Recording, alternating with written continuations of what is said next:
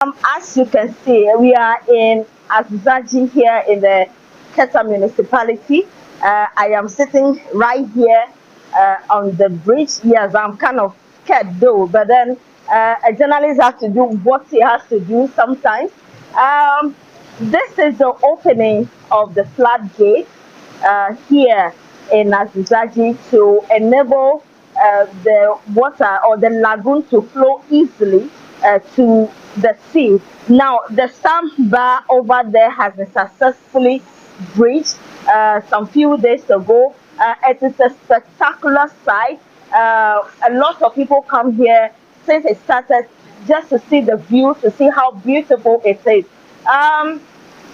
With this opening of the floodgates, it's also making it easy for the waters in the three town districts and some other districts that experience the flooding due to the Akosombo Dam Spillage to recede. So waters in those areas are receding as we speak due to the opening of this floodgate.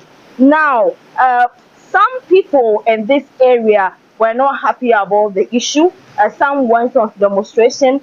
Some agitated that they were not so happy about it because of the past experience some 30 something years ago where a lot of people were drowned due to this particular issue. It happened before where the floodgates were open and some people were drowned. Some fisherfolk, market men and women were drowned here. So they are not ready for that experience. They don't want to experience that again. So they were agitated. But the question here is, are they now satisfied? People are still interested in this issue. We've been speaking with the MC for Keta, Emmanuel Gemega. Oh, now everything is calm. We can see that we are achieving our purpose for opening the floodgates as well as cutting a sandbar between the sea and the lagoon. We can see that there's a rush of the lagoon water from into the sea, and I'm a happy man as we speak now. We have received reports from various communities that surround the lagoon, and the way the water levels are coming down from their homes, from their bedrooms. It's a good story to me. So residents are hoping that what happened in the past will not be repeated or will not happen here this time around, and that after everything, situation will be different and everything will just be perfect. This was not the first time the lagoon posed a problem to the littoral settlements and the islands of the lagoon. In 1875, you have the Maya floods. Maya was then the district commissioner. So the whole Keta was flooded, and there was a need for the canal to be cut. Then after that, in 1910, there was another flood called Tenge flood. Because at that time, Tobi Tenge was the king in Anyako. And people believe he performed some rituals for the floods to come. Then after that, you have the Aflamshi. Aflamshi was a fetish priestess. She also performed, that was 7 years after the 1910, that was 1917. Before the almighty Ayi came in 1963. So all those floods and the cutting of the lagoon, which resulted, were not based on scientific research. And I also saw the building of this bridge on which I'm sitting here now.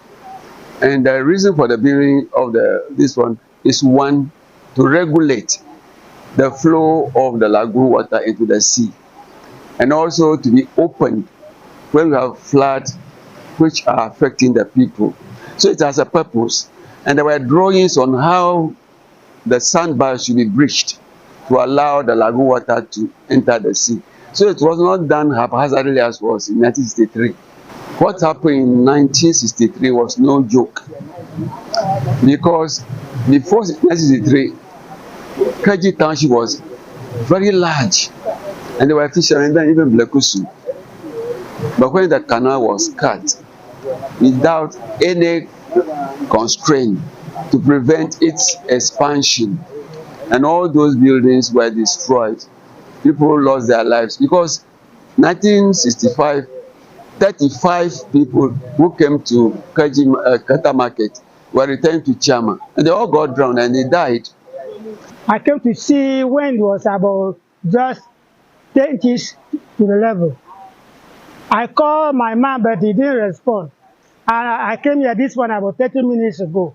I'm very much impressed that the water is going straight.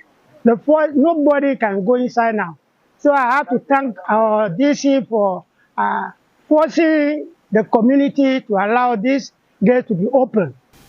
For me, I'm a little bit happy and a little bit afraid. This is because since the day one of this, I've been with the engineers doing all this, and I've noticed how things are moving on. Yeah, I may say. But my fear now is now the expansion of the gate, not the bridge, but the mouth of the sea. How it's going.